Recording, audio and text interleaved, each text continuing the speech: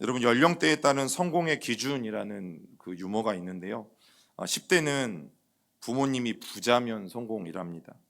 20대는 좋은 대학에 갔으면 성공이라고 하고, 30대는 억대 연봉을 받는 직장인이면 성공이고, 40대는 회식 자리에서 내가 이 차를 쏠 수 있으면 성공이라고 합니다. 50대는 공부 잘하는 자녀를 두고 있으면 성공이고, 60대는 아직까지도 돈을 벌고 있다면 성공이래요. 그리고 70대는 건강하면 성공이고, 80대는 친구한테 전화 오는 사람이 있으면 성공이고, 90대는 아침에 눈을 뜰 수 있으면 성공이래요. 여러분, 세상 사람들은 저마다 성공의 목을 메고 세상이 요구하는 조건들을 충족시키기 위해서 오늘 하루도 얼마나 애를 쓰고 땀을 흘리며 달려가는지 몰라요. 그런데 저는 오늘 이 아침 성공은, 특별히 그리스도인들의 성공은 분명 세상과는 달라야 된다라고 말씀드리고 싶습니다. 왜냐하면 성경에는 성공이라는 단어가 나오지 않아요. 우리가 그토록 외치는 성공, 우리가 그토록 잘 되어야 된다라는 이야기가 성경에는 나오지 않고, 오로지 하나님의 말씀을 따르는 사람과 그렇지 않은 사람의 이야기가 성경에 나오는 것을 볼 수 있죠. 다시 말하면 세상이 말하는 10대부터 90대까지이든 여러분, 세상이 말하는 성공과 하나님이 말씀하시는 성공은 분명 큰 차이가 있다라는 사실입니다. 우리가 그리스도인이 되고 나서도 여러분들에게 유머라고 말씀드리면서 읽어드린 이 내용들이 저와 여러분들이 쫓는 내용들이라면, 여러분, 저와 여러분들의 신앙생활에 어쩌면 큰 혼선을 줄 수밖에 없다라는 생각들을 하게 되어지죠. 결국 하나님이 우리에게 주신 것들, 그것들을 귀하게 여기고 오늘 하나님을 위해서 어떻게 살아가는가, 여러분, 성경은 그 사람들이 성공한 사람이다라고 말하고 있기 때문이에요. 그러나 위에서 언급해드린 이것들을 우리가 아무리 많이 누리고 있고, 또 여러분들이 연령대에 맞게 이 모든 것들을 누리고 있다고 할지라도, 여러분, 우리가 이런 것들을 하나님을 위해서 쓰여지지 않는 것들이라면 결코 그 사람을 성공한 인생이라고 말할 수 없는 것이죠. 다니엘처럼, 에스더처럼, 요셉처럼, 아니면 바울처럼, 여러분, 세상의 기준이 아니라 오직 하나님의 말씀이 그들의 인생의 기준이 되어서 바벨론과 같은 세상에서, 아니면 페르시아와 같은 세상에서, 아니면 로마와 같은 세상에서 여전히 하나님의 말씀을 마음의 중심에 두고 살아갈 수 있는 바로 그 사람들이 있다면, 여러분, 그 사람들은 오늘도 성공하는 삶을 살아가고 있는 것이죠.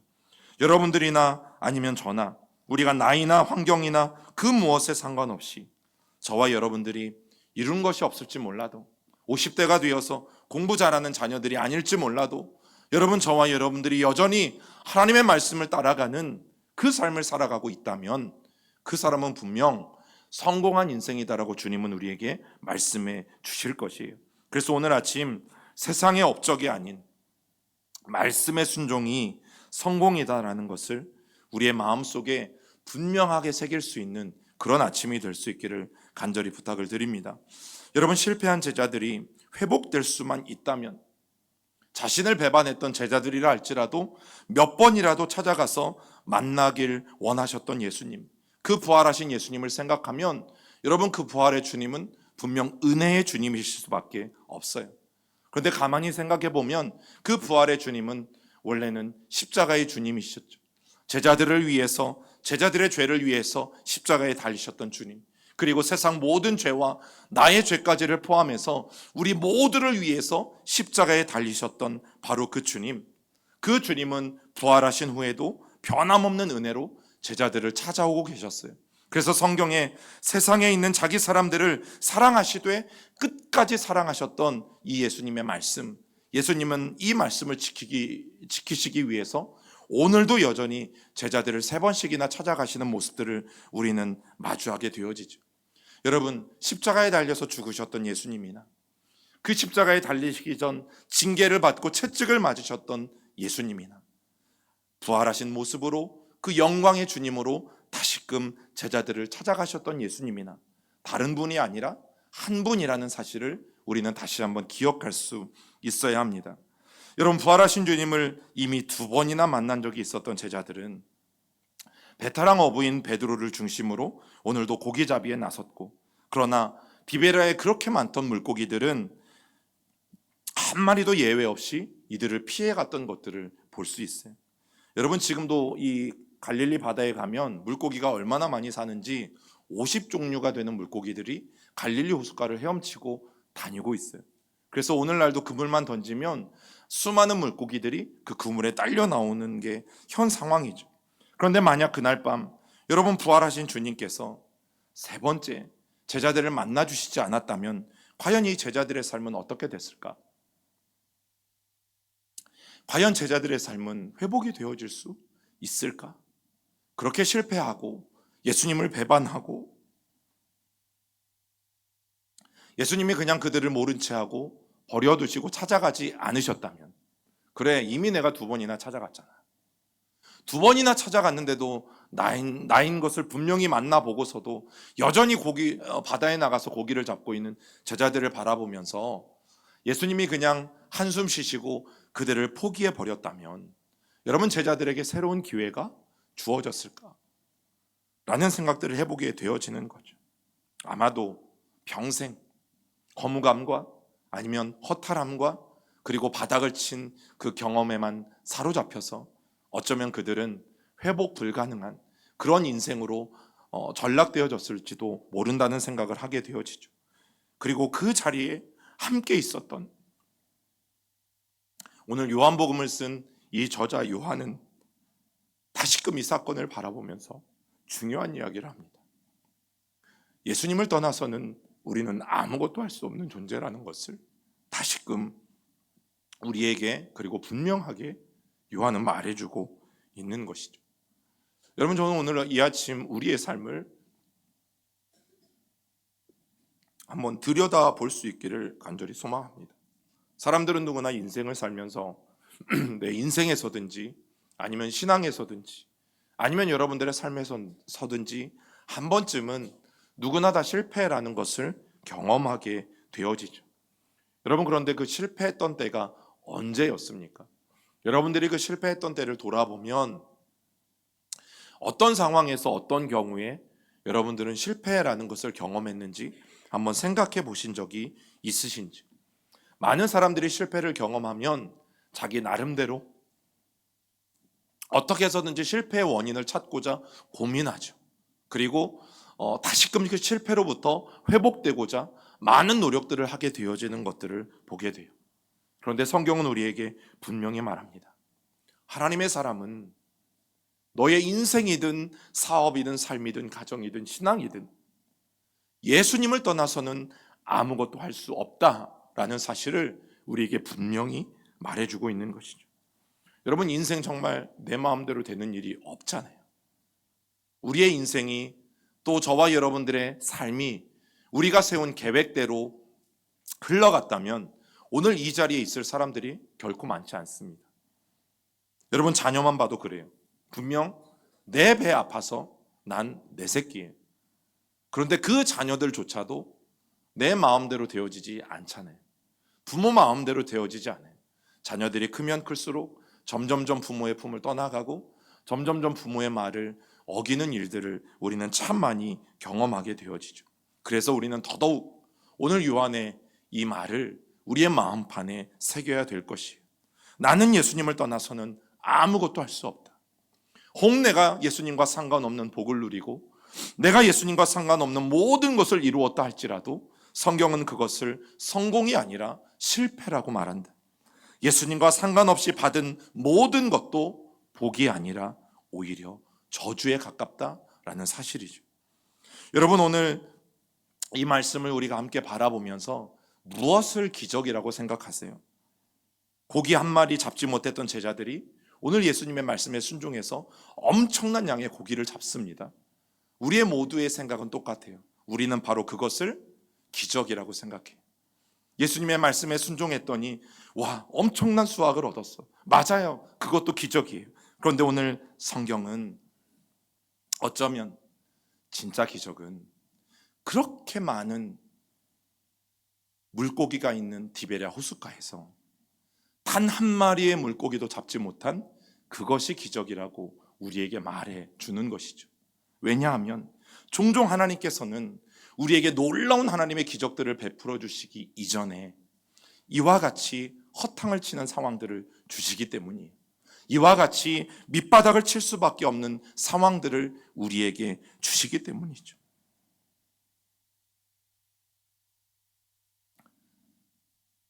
어쩌면 베드로와 같은 상황을 겪고 있는 분들에게는 죄송하지만 바닥을 쳐봐야 내 힘으로 할 수 없다는 걸 알거든요. 내 모든 방법을 다 써봐서 그래서 안 돼봐야 내 힘으로 할 수 있는 것이 아무것도 없다는 것을 그제서야 알기 때문이죠. 오늘 주님은 명확하게 그것을 제자들에게 보여주시기 위해서 고기가 한 마리도 잡히지 않는 기적을 먼저 베풀어 주고 계세요. 여러분들의 인생을 바라보실 때 혹 내가 열심히 수고하는데 허탕만 치는 것 같아요. 내가 열심히 애쓰고 노력하는데 아무것도 이루는 것이 없는 것 같아요. 여러분, 그것도 하나님의 기적이라는 것을 저는 오늘 이 아침에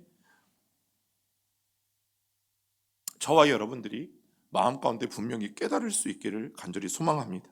왜냐하면 그제서야 하나님을 찾아요. 처음에는 내 힘으로 잘 될 것 같고, 내가 마음먹은 대로 다 이룰 것 같고, 내가 기도한 대로 다 응답받을 것 같고, 그러다가 내가 정해진 기한이 지나가고 내 기대가 무너져 내려가기 시작하면 우리는 그제서야 하나님 앞에 진짜 두 손 두 발을 닫는 경우들을 보게 되어지거든요. 여러분, 언제 음식이 제일 맛있는 줄 아세요? 며칠 굶으시면 됩니다. 제가 어렸을 때 참 많이 들었던 얘기예요. 제가 편식하고 음식 투정 부리고 이러면 쟤는 며칠 굶겨야 된다고. 아버지가 늘 그랬어요. 쟤는 아무것도 주지 말라고. 그런데 진짜 며칠 굶고 먹으면요, 세상 모든 게 다 맛있습니다. 그렇게 맛없던 음식들도요, 다 먹을 수 있을 것 같은 마음들이 들죠. 여러분, 사실 오늘 말씀에 보면 예수님께서는 이미 제자들에게 와 계셨어요. 우리가 요한복음 21장 4절을 다시 한번 읽어볼까요? 날이 새어갈 때에 예수께서 바닷가에 서셨으나 제자들이 예수이신 줄 알지 못하는지라. 여러분, 디베랴 바닷가에 예수님은 이미 오셔서 서 계셨어요. 그런데 다만 제자들이 예수님을 알아차리지 못했을 뿐이에요. 그리고 이어지는 요한복음 21장의 내용을 보면 주님께서는 그 바닷가에 오셔서 뭘 하고 계셨냐면, 제자들이 밤새도록 수고했기 때문에 그들이 이제 육지로 돌아오면 그들을 먹이시기 위해서 아침 식사를 준비해 놓고 계셨어요. 그래서 숯불도 피우시고 떡도 구우시고 고기도 구우시고 제자들을 위한 정성껏 그 아침 식사를 준비해 놓고 계셨어요. 그런데 오늘 말씀해 보면 베드로와 6명의 제자들은 주님이 이미 와 계셨다는 사실을 깨닫지 못했다라는 사실이죠. 설마 2번씩이나 이미 찾아오셨던 주님이 또다시 찾아올 리가 있겠어? 우리도 참 예수님 볼 면목이 없지. 2번씩이나 예수님을 만나고 나서도 여전히 나와서 고기 잡고 있는 이런 제자들, 이런 우리들의 모습을 예수님이 얼마나 한심하게 생각하시겠어. 그런 우리를 예수님이 또 찾아오실 리는 없을 거야 라는 생각들 때문인지 누군가 바닷가에 서 있다라는 것은 짐작할 수 있었어요. 그런데 그분이 예수님이라고는 절대 생각하지 못하고 있었던 거죠. 여러분, 요한복음 21장 5절도 읽어봅니다. 예수께서 이르시되 얘들아, 너희에게 고기가 있느냐? 그리고 나서 예수님의 질문이 뭡니까? 너희에게 고기가 있느냐? 여러분, 그런데 예수님이 고기가 있느냐고 물어보실 때 제자들은 뭐라고 대답해요? 아니요, 잡은 것이 없습니다. 예수님의 모습도 알아보지 못하고 예수님의 목소리도 알아보지 못하고, 이것이 오늘 제자들의 모습이었던 거죠. 여러분, 3년 넘게 3년 반 가까이 예수님과 함께 먹고 마시고 함께 자고 함께 기적을 행하고 함께 예수님과 복음을 선포했던 삶이면 예수님의 음성을 누구보다도 잘 알았을 제자들이지만, 그러나 영적인 어두움 때문에 그들이 예수님의 목소리조차 듣지도 못했던 것을 우리는 성경을 통해서 보게 되어져요. 그런데 오늘 본문에서 또 하나 주목해야 될 것은 너희에게 고기가 있느냐. 이것을 헬라어로 보면 메티 프로스 화기온 에케테라는 말인데요. 여기에서 이 메라는 말이 중요해요. 메라고 시작하는 이 헬라어 단어는 특정한 질문의 형태를 가지고 있는데 어떤 대답이 나올지를 뻔히 알고 물을 때 쓰는 그런 단어가 바로 메라는 단어예요. 그것도 특별히 내가 질문했을 때 아니요, 아닙니다 라는 대답이 나올 것을 알고 던지는 질문이 바로 메라는 단어를 쓰는 질문이에요. 그러니까 오늘 예수님께서 너희에게 고기가 있느냐라는 이 질문은요, 야 밤새 고기 몇 마리 잡았어? 그물질을 몇 번 했어? 너희들의 지금 상황이 어때? 라는 것을 물어보는 게 아니죠. 예수님은 이미 다 아시는 거예요. 몇 번 그물질을 했는지, 그럼에도 불구하고 고기 한 마리 잡지 못한 허탕친 상황이라는 것을 다 알고 제자들의 입에서 아닙니다, 한 마리도 잡지 못했습니다 라는 대답이 나올 것을 너무나 분명히 알고 예수님은 물어보고 계신 것이에요. 여러분, 오늘도 저는 마찬가지라고 생각해요. 어쩌면 오늘 이 아침 우리가 하나님을 예배하면서 하나님이 이곳에 계신지 제자들처럼 우리도 모를 수 있죠. 하나님이 우리 가운데 말을 걸어오심에도 우리가 그분의 음성을 듣지 못할 수 있죠. 그런데 감사한 게 뭡니까? 주님이 우리의 상황을 속속들이 아시는 거죠. 허땅친 것을 다 아시고 주님은 제자들에게 고기가 있는지를 물으셨던 것처럼 어쩌면 한 주간을 정말 아픈 마음으로 보내신 분들, 한 주간을 정말 힘들게 보내신 분들, 어쩌면 한 주간 열심히 살아온다고 노력했지만 정말 제자들과 같이 허탕친 삶을 산 것 같은 기분으로 이 자리에 앉아 계신 분들, 여러분들의 그 마음 속속들이를 오늘 주님이 너무나 잘 아신다라는 거죠. 여러분, 그 주님이 오늘 우리의 마음을 모르시겠습니까? 우리가 어떤 마음을 가지고 왔는지, 어떤 마음으로 오늘 하나님을 예배하고 있는지, 여러분 이미 우리를 지으신 그 하나님께서는, 그리고 부활하신 주님께서는 이미 우리들의 상황과 형편을 너무나 잘 아신다라는 사실이에요. 그런데 그런 하나님 앞에 우리가 뭘 숨길 수 있겠어요? 예배 시간에 나와서 우리가 무슨 가면을 쓰고 하나님 앞에 보란 듯이 아닌 것처럼 그렇게 주님 앞에 서서 나아갈 수 있겠어요? 우리 주님이 나를 너무도 잘 아시는데, 나의 실패까지도 너무나 확실하게 아시는데, 여러분 우리가 주님 앞에 감출 수 있는 것이 무엇이 있겠냐는 말이죠. 여러분, 주님이 너희에게 고기가 있느냐? 이 질문은 단순히 무언가를 알고 싶어서, 어떤 정보를 질문하고 싶어서 물었던 질문이 아니었던 것입니다. 도리어 제자들에게 지금 너희들의 상황이 어떠한지를 너희들이 직시하고 현실을 인정하고 너희가 주님 없이는 완전 빈털털이라는 사실을 받아들이는 것, 여러분 그것에 주님의 질문의 목적이 있습니다. 실패를 만날 때, 어려운 현실을 만날 때도 마찬가지죠. 여러분, 하나님이 우리에게 왜 실패를 주십니까? 하나님이 왜 우리에게 어려운 상황을 주십니까? 제발 그 상황을 통해서 너희들의 현실을 알아라.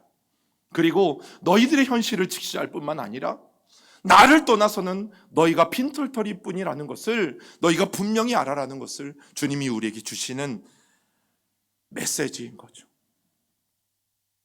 너희에게 고기가 있느냐? 여러분, 주님은 이미 없다는 것을 너무나 잘 아셨어요. 아무것도 잡은 것이 없다는 그 처절함이 담긴 제자들의 대답을 들으신 주님이 오늘 한치의 주저함도 없이 한 말씀을 하세요. 우리 21장 6절도 같이 읽어봅니다. 이르시되 그물을 배 오른편에 던지라. 그리하면 잡으리라 하신. 배 오른편에 그물을 던지라. 그리하면 물고기를 많이 잡을 것이라고 주님은 단언하셨어요. 여러분, 당시에는 보통 노를 젓는 배였거든요. 그런데 이 노가 이 키가 어디에 있냐면 오른쪽에 있습니다. 그래서 당시에 보통 고기를 잡는 이 고깃배들은 왼편에 그물을 던지는 게 일반적인 방법이죠. 제자들은 그날 밤도 당시 문헌대로 그들이 고기를 잡았다면 열심히 왼편에 그물을 내렸던 것이에요. 그런데 오늘 예수님은 그 모든 상식을 깨고, 여러분 고알못이라고 들어보셨어요? 고알못? 고기 잡는 방법도 알지 못하시는 분. 왜요? 예수님은 목수 출신이시잖아요. 예수님은 아버지에게서 목수의 일을 배웠어요.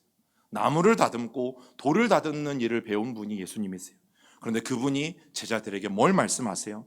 베테랑 어부들에게 오른쪽으로 그물을 던지라고 말씀하셨던 것이죠. 여러분, 말도 안 되는 상황이 벌어졌지만 어쨌든 제자들은 예수님의 말씀대로 했어요. 그런데 이게 무슨 일이? 고기가 한두 마리가 아니라 오늘 성경에 보면 153마리, 그것도 그물에 가득 차서 그물이 찢어질 만큼 많은 물고기의 수확을 얻게 되어지죠. 그 말씀이 요한복음 21장 11절에 있습니다. 읽어봅니다. 시몬 베드로가 올라가서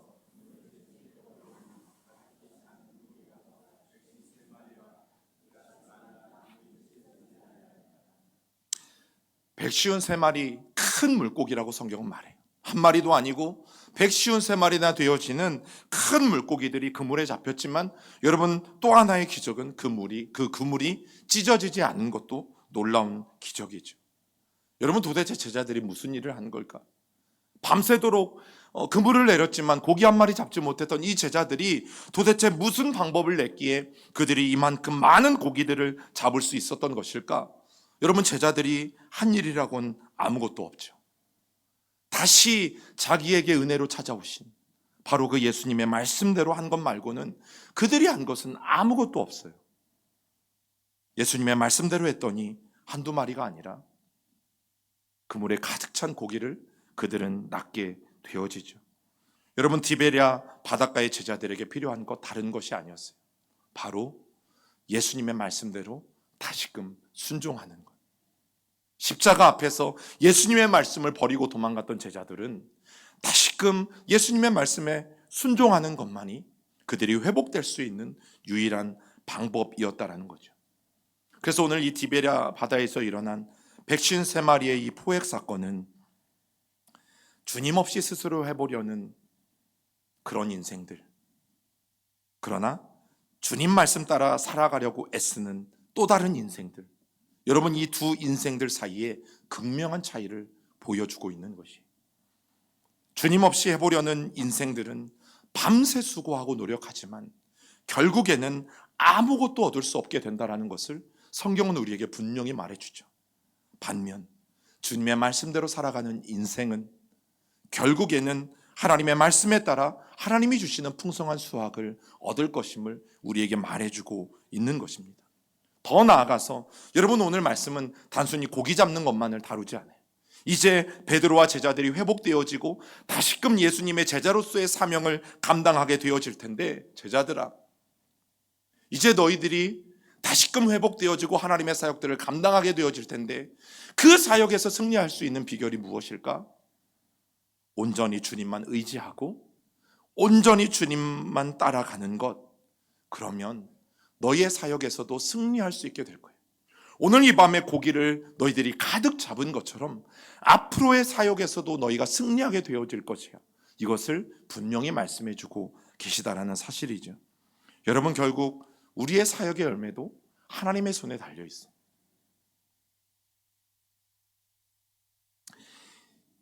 (2000년) 전 제자들이나 지금의 우리들이나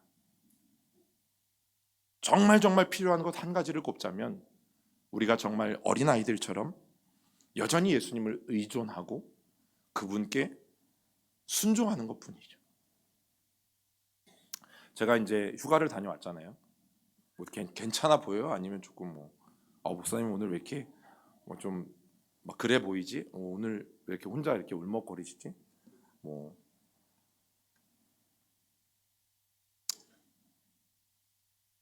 월요일 저녁에 이제 한 5시 정도 이른 저녁을 좀 먹었거든요. 이제 휴가지에서. 근데 이제 속이 막 체하기 아팠어요. 굉장히. 그냥 단순히 꿀렁꿀렁 아픈 게 아니라 막 짓누르듯이 이제 아프는 이 통증이 와가지고 그날 밤을 이제 꼴딱 샜죠. 잠도 못 자고 아프니까 잠이 안 오고 그런 휴가를 좀 보냈어요. 아름답게. 예, 보냈죠. 그러면 당연히 이제 다음날 일정은 제대로 되겠어요? 되어지지 않겠죠. 근데 휴가지에서 막 이렇게 검색을 해보니까 한 10분 거리에 7시 20분에 여는 한의원이 있어. 갔죠. 가서 뭐 침도 맞고 약도 타오고, 그리고 사실 이제 그날 한의원을 2번을 갔어요. 왜냐하면 처음 간 한의원이었는데 그분의 어떤 이 진료가 너무 마음에 안 들었어요. 그래서 침도 한 3방밖에 안 놔주시고 그냥 대충 찜질팩 하나 해주시고 약 주고 돌려보낸 거예요. 내가 대전에서 받는 거하고 많이 다른데, 그래서 그런지 막 더 안 낫는 거 있죠. 그리고 나서 한 3시간 정도 이제 어쩔 수 없이 휴가 일정을 진행하기 위해서 다른 곳으로 이동을 하고 또 다른 한의원에 갔어요. 너무 정성껏 잘 해주시는 거예요. 뭐 그 때문인지 몰라도 풀려나기 시작했어요. 아팠던 배가 거짓말처럼 회복이 되기 시작하고. 근데 꼭 이제 의사 선생님들이 체했을 때 하는 말들이 있잖아요. 음식 조심하시고, 부드러운 거 드시고 따뜻한 거 드시고. 근데 제 안에 너무 이제 속이 편해지니까 그날 저녁부터 또 정상적으로 먹기 시작했어요. 대단하지 않습니까? 그리고 이제 금요일 날까지 아무런 일이 없었어요. 금요일 날 이제 대전에 와서 이제 저녁을 딱 먹는데 그날도 평소처럼 먹었죠. 와, 그 화요일보다 더 어마어마한 고통이 찾아왔어요. 저는 깨달았죠. 이것은 의사 선생님의 말씀을 제대로 듣지 않은 결과라는 것을. 그래서 사실 어제 토요일 하루도 아무것도 먹지 이렇게 못하고 오늘까지 이렇게 좀 오고 있어요. 오고 있어요. 그러면서 이제 하나님의 말씀을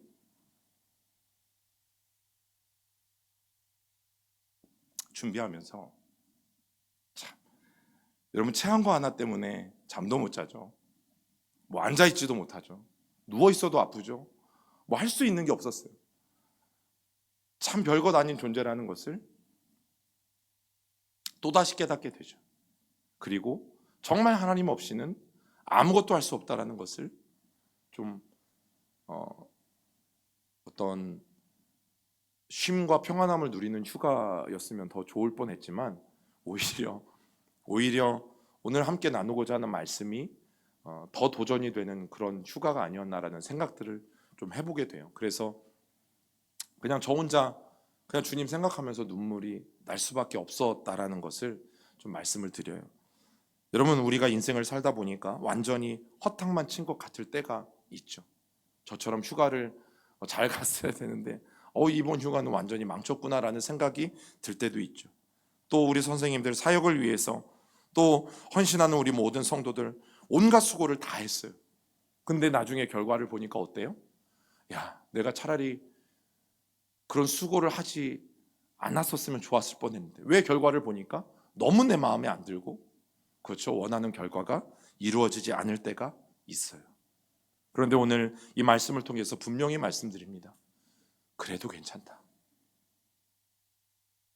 왜냐하면 바로 그때 내가 빈털터리라는 것을 깨닫고,